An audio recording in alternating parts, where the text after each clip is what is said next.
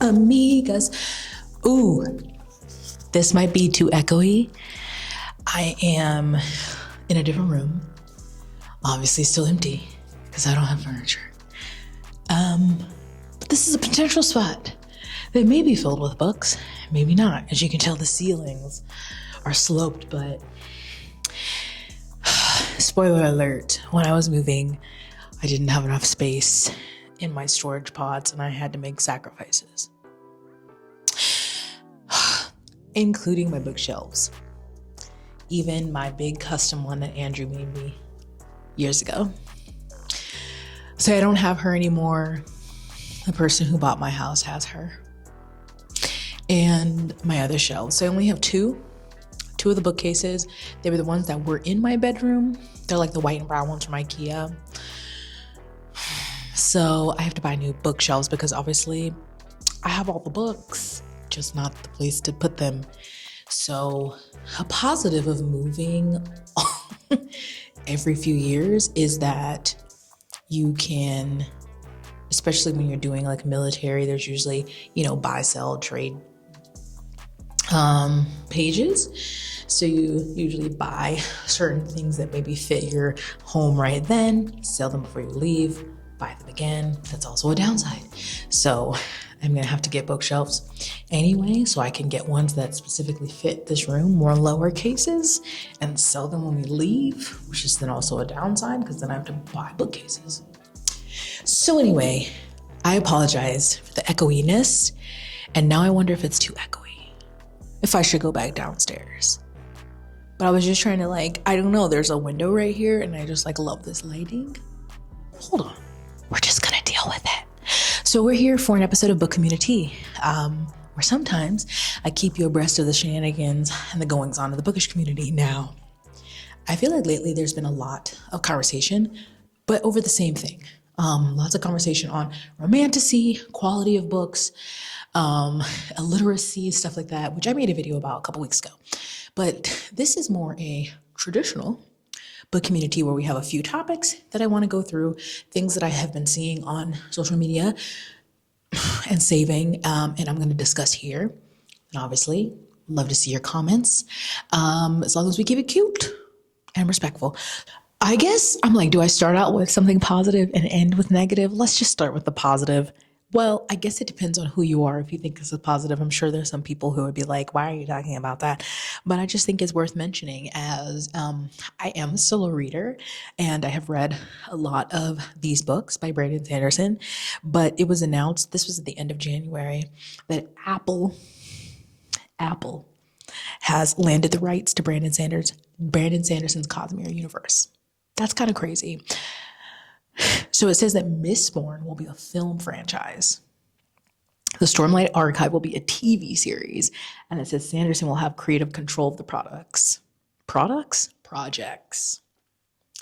I know there's been a lot of conversation over the years about adaptations for Sanderson's work and some people thinking that animated would be the best way versus live action. Now these don't say, this does not, this thread I'm looking at does not say if they are going to be live action or not. Let me actually click the link. But I'm very interested. The Cosmere would be a TV, or the Stormlight would be a TV series, and Mistborn would be movies. Now, Brandon Sanderson is mainly fantasy. He does have sci-fi series, but they're outside the Cosmere. But Apple TV has been producing some really good shows. I'm pointing more to sci-fi than fantasy. They have good mystery, drama shows on there, but then also they've been doing sci-fi. They did Murderbot, which I've enjoyed. I've heard really great things about Foundation. I haven't watched that yet. They've done the, I can't think of what it's called, the Tunnels one. What's it called?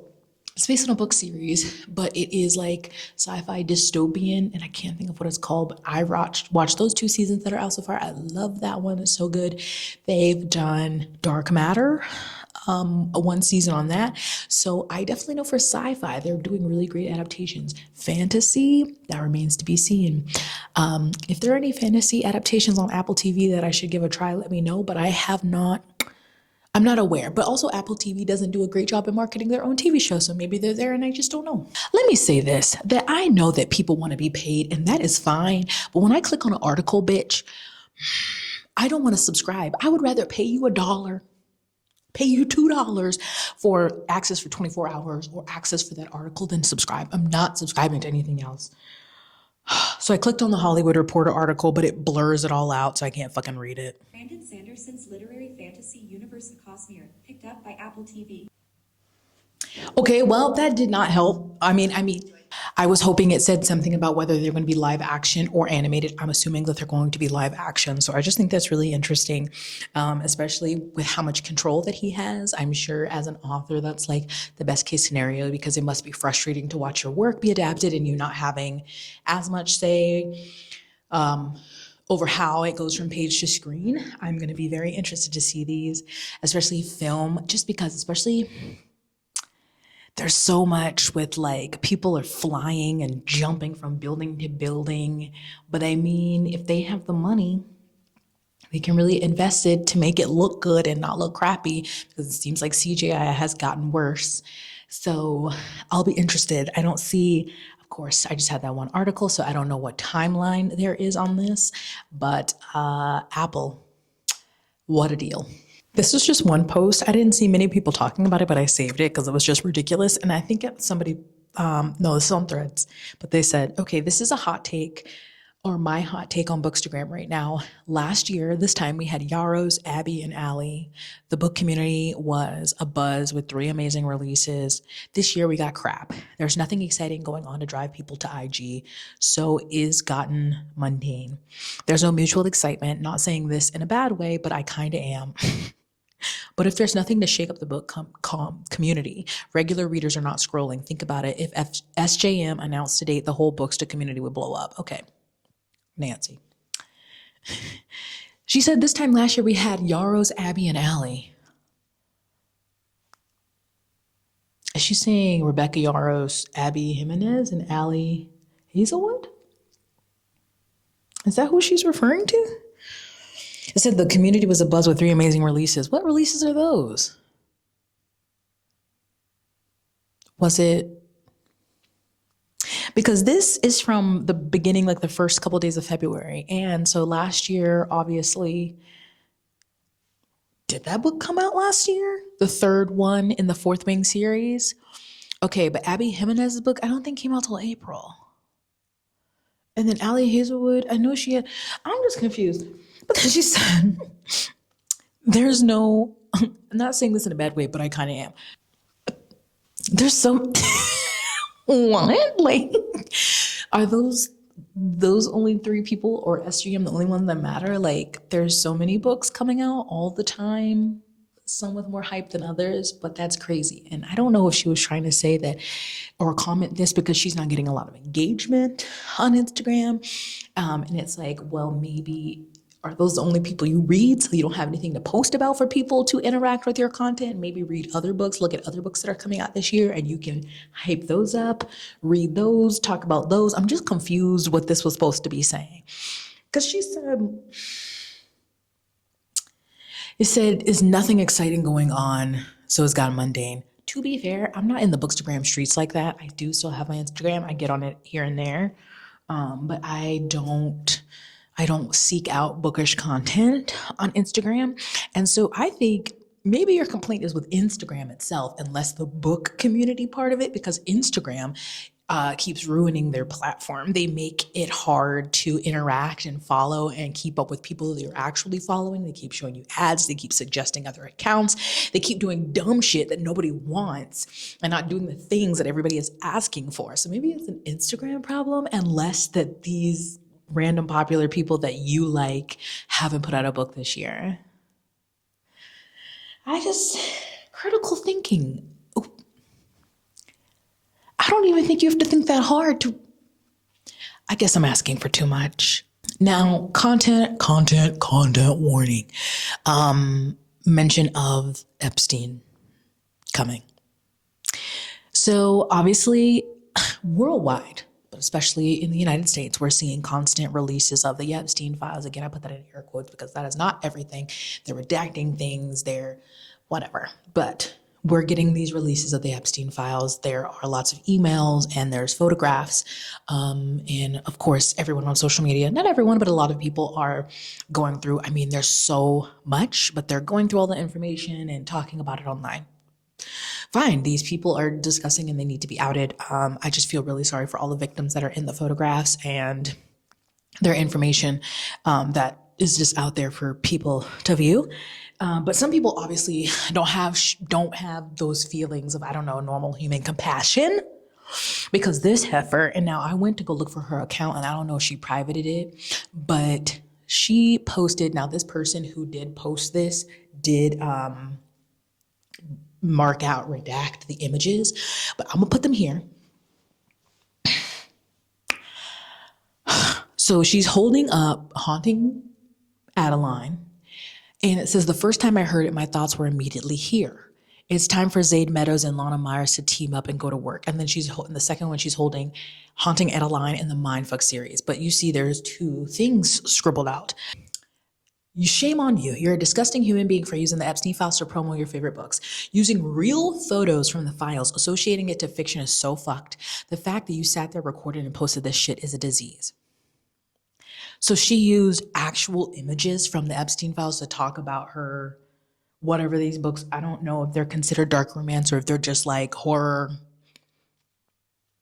books with sex in them. I don't know. Erotic horror? I don't know. I've heard of them. I haven't read them. But in what world do you use any kind of victim's image? Even if you didn't use this just...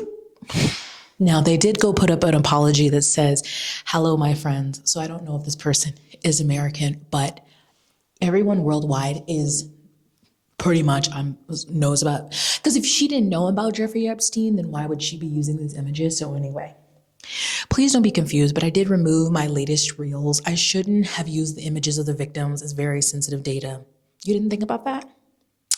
I just had the idea and I wanted to share it with you guys, but somehow I don't feel comfortable by showing the images. Oh, now you're not. P.S. Thanks to the few cute bookies asking nicely to remove it and explaining why. I saw your messages and totally got the point. Just wanted to say thank you. Not being insulted and judged, just explaining a point in a respectful way, which is rare on Book Talk. So you said, I just had the idea, I wanted to share it with you guys, but somehow I don't feel comfortable showing the images. Now, I don't know if English is this person's first language, so that may be where some of the translation issues are coming, but this, I just don't understand. Again, thinking. I don't even think that needs to be critical. That's just thinking. Before you post something would prevent this. In what world where these are images of a lot of children or women, some men, who have been everything under the sun, victimized by this man and his group of nasties all over the world, would you be like, yes, let me take these images and use them to promote, to post content on Instagram or TikTok?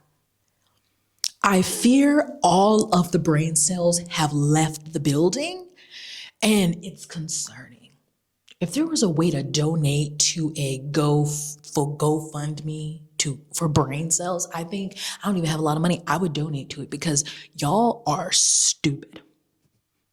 There's no need to mince words. You're fucking stupid, and I'm sick of it. Sick.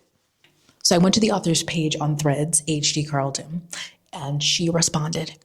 She said, okay, I had to take a shot of tequila with Santa Muerte and sit for a minute and process because, valid.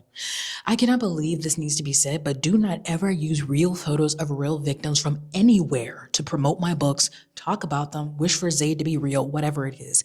That is so deeply triggering, and I cannot imagine how a real victim would feel seeing that. No, nope, absolutely not. Not ever. Not in this life. Not in this astral plane, and not in any single quantum reality.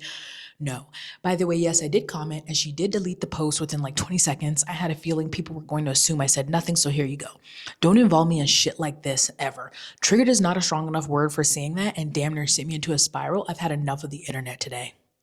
Good. Here's her comment under that video. It says, no, no, no, no, no. Please do not do this. Do not take the very real photos from the Epstein files and promote my books with it. That's a real victim, and they should not ever, ever be used to promote or talk about fictional books. Please take this down and never do this again. And then she added, okay, let me make myself clear. Do not use or promote my books to talk about the Epstein files. One is a work of fiction, the other is real and is triggering as fuck. Especially do not post actual photos of the victims. Hello? Do not engage in gross behavior if you see someone doing so. Report, block, let them know it's not okay and to stop, but do not stalk or send death threats. I'm not inciting anyone to do shit. As far as the Jeffrey Epstein files, I'm not a victim, but my CSA is also not your business. And if your stance is to never read my books because people I can't control have associated them with the files, I do not care. I don't care about you buying my goddamn books when there's a pedophilic rapist as a president and there's nothing to be done about it. Our government and the elite are pedophiles and trying to brainwash us. ISIS is still terrorizing Minnesota and other states. U.S. citizens and immigrants are being murdered. There's genocides in Palestine, Iran, Congo, and Sudan, and the country is on fucking fire. So I just can't believe that needed to be said. Someone said that was a German bookstagrammer. Yikes. Okay. Lastly, I've made my stance on AI very clear on this channel. If you're new, fuck generative AI. I hate it so much. I would rather your poorly written books, your terribly drawn or Canva free edition book covers than you involving generative AI. I want your written on your iPhone book, barely edited, before I want AI slop. Okay. And so I saw people talking about an author, a romance author writing books. Let me take that back. A romance author creating books via an AI slot machine. And I was like, the fuck? And so I went to look it up. This is an article. It says novelist, in quotations, because that's correct, boasts that using AI, she can churn out a new book in 45 minutes. Says regular writers will never be able to keep up. I want to know, is this a real person? I'm going to go through this article really quick. They start with talking about at the height of his powers and perhaps his amphetamine habit, legendary sci-fi author Philip K. Dick cranked out around 30 novels in 2 decades, along with what was probably several hundred short stories. So like that was a lot. So now we have novelist Coral Hart.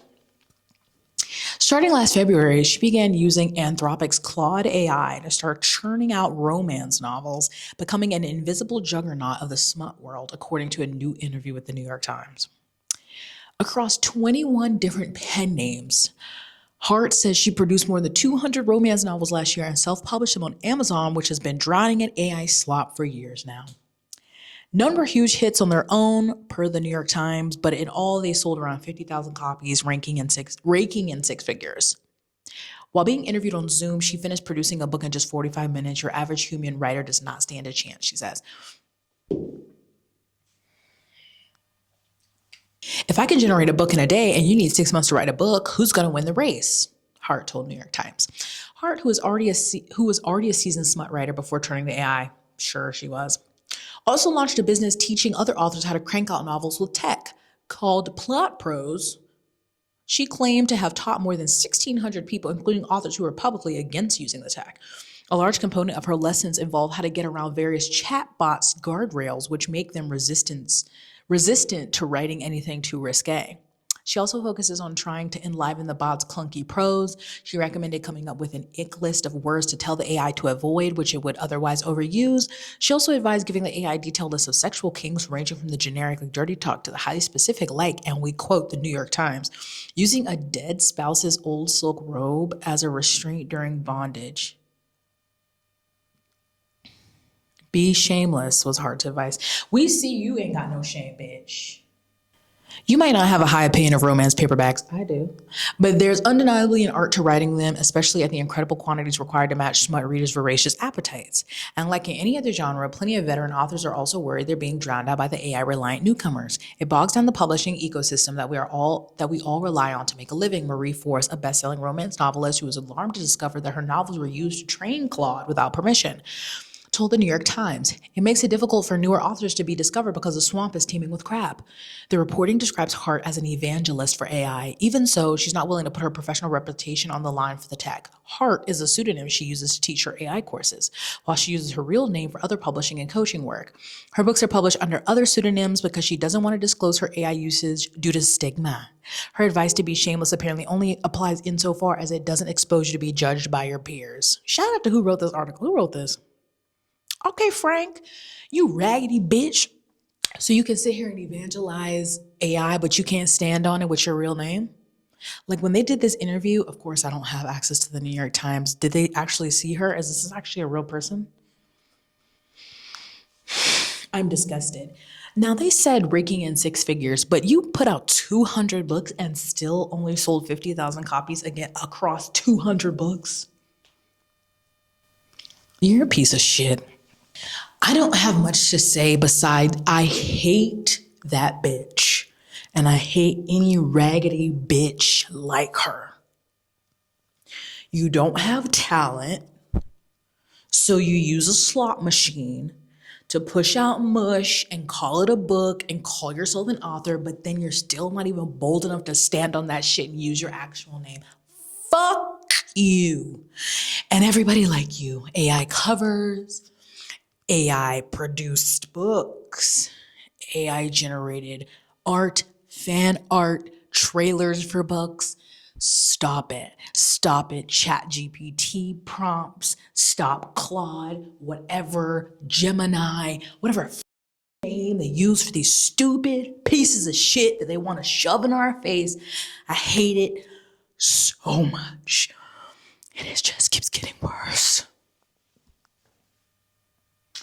So I'm going to end on that note there.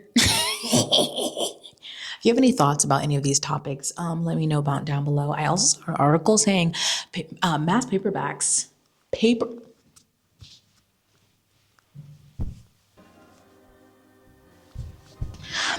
paperbacks are going extinct. I was like, I thought they already were. So I don't know if there's a new push, but as not a fan of mass market paperbacks, for myself personally, I still want them to exist. They already upped the price and now they're not going to make them anymore? Must we continue to suffer? That's it. That's all I got.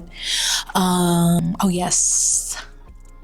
If you're interested in traveling with me, travel info about my trips are down below. Iceland is sold out at the moment, but you can add yourself to the wait list. And then the Christmas market trips to Germany and Austria, there's still some spots.